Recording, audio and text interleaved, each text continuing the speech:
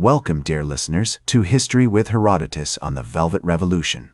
Today, we embark on a fascinating journey through the annals of time, exploring one of the most pivotal moments in modern history. As we delve into the realm of the Velvet Revolution, I invite you to join me on a path winding through the cobblestone streets of Prague, the misty valleys of Czechoslovakia, and the corridors of power that shaped the destiny of a nation.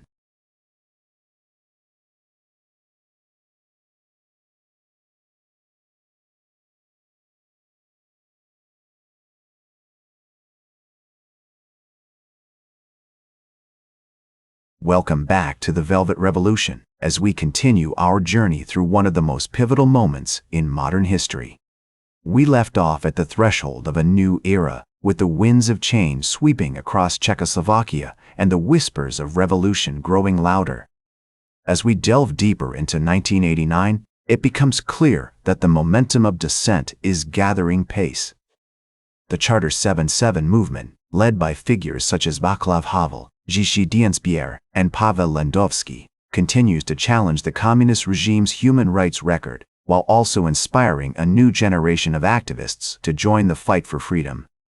In June of that year, the Polish people vote in their first free elections, dealing a significant blow to communism in Eastern Europe.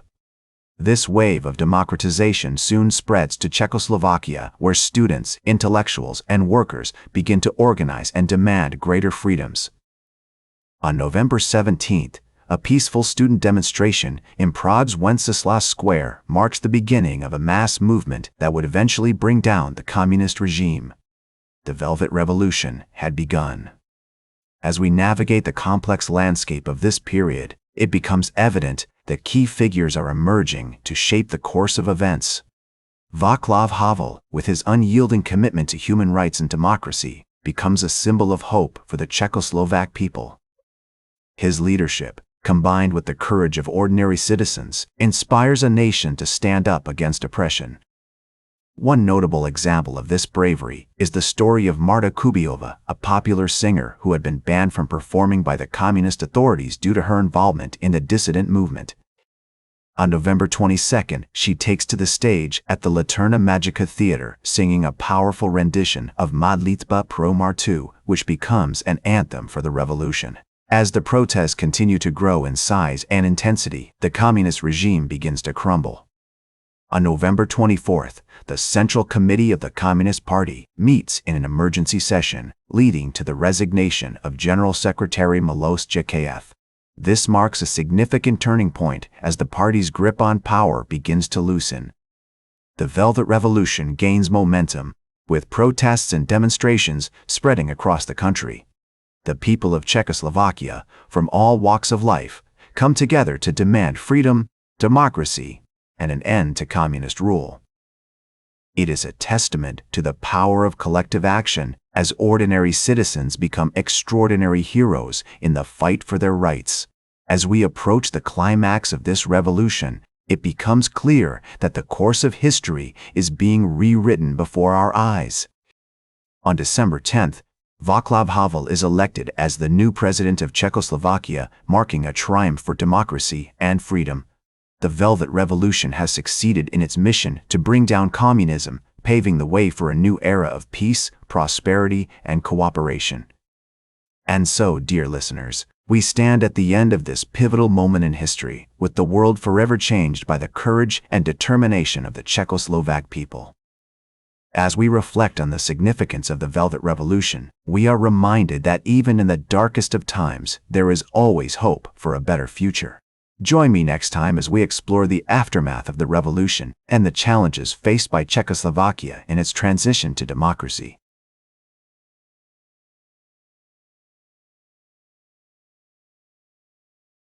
Welcome back to the Velvet Revolution, as we continue our journey through one of the most pivotal moments in modern history. We left off with the triumph of democracy and freedom, as Václav Havel was elected as the new president of Czechoslovakia on December 10, 1989. As the dust settled, the new government, led by President Havel, began the arduous task of rebuilding and reforming the country. One of the first priorities was to establish a new constitution which would enshrine the principles of democracy, human rights, and the rule of law.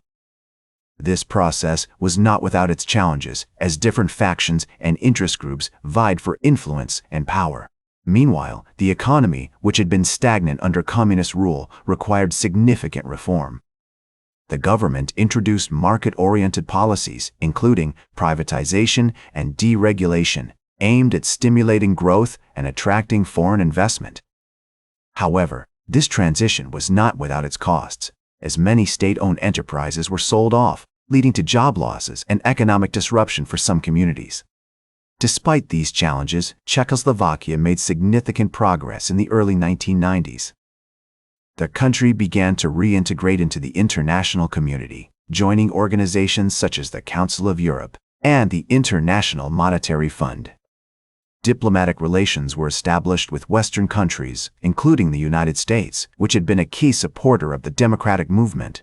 One notable example of the country's progress was the establishment of a new, independent media landscape. The communist-era censorship apparatus was dismantled, and a free press began to flourish. Newspapers, magazines, and radio stations proliferated, providing a platform for diverse voices and opinions to be heard. However, as the country moved forward, new challenges emerged. Ethnic tensions between Czechs and Slovaks, which had been simmering beneath the surface, began to rise to the fore. The Slovak nationalist movement, led by figures such as Vladimir Mečiar, demanded greater autonomy for Slovakia, which eventually led to the peaceful dissolution of Czechoslovakia on January 1, 1993.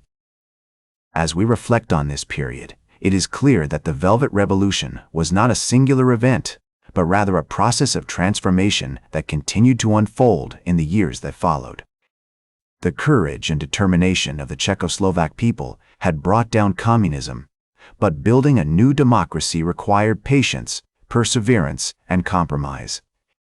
Today, as we look back on this remarkable period in history, we can learn valuable lessons about the power of collective action, the importance of democratic institutions, and the challenges of transition.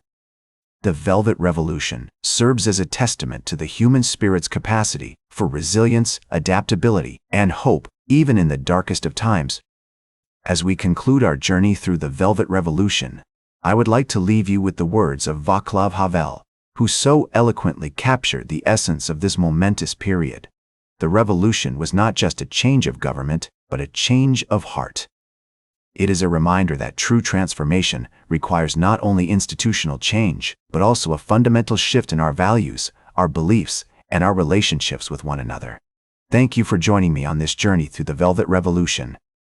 I hope that the stories, experiences, and lessons we have explored together will continue to inspire and inform your understanding of this pivotal moment in modern history. That's all for today's History with Herodotus. Remember to like, share, and subscribe, and until next time, remember that to understand the present, we must first understand the past.